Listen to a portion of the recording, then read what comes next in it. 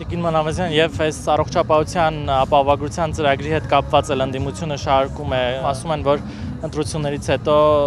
գուցե վերանա այս ծրագիրը, սա ժամանակավոր բնույթ ունի, ինչպես կարձագանք եք։ Միանշանակ իրենք փորձելու են այս էֆեկտը, այս ֆոնը, որ կա եւ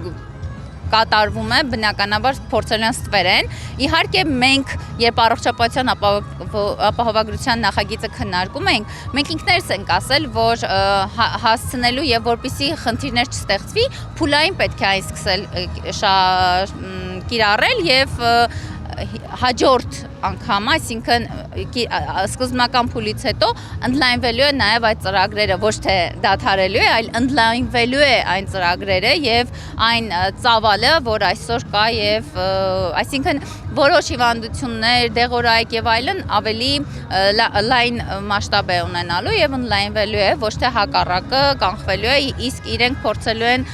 նման իրանց սուտ սոցիալական մեդիայում ես ուրիշ բան եմ ուզում ասել, ավելացնեմ, որ ես խորհուրդ կտամ բոլոր այն մարդկանց, ովքեր մտածում են, որ կա նեգատիվ Հայաստանի Հանրապետությունում, ուղղակի գան եւ մասնակցեն եւ քայլեն, որտեւ այստեղ հողի վրա իրականությունը լրիվ այլ է, մարդկանց հետ շփումները եւ սոցիալական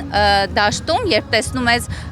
որևէ վիդեոյի տակ կամ նկարի տակ հայհոյանքներ, դրանք մտածածին սին, դրանց մարդկանց կողմից չգրված եւ չարտահայտված խոսքեր են, որոնց ուղղակի ուզում եմ այստեղ հանդիպել եւ չեմ հանդիպում արդեն երկար ժամանակ է մեր քարոզարշավների ընթացքում։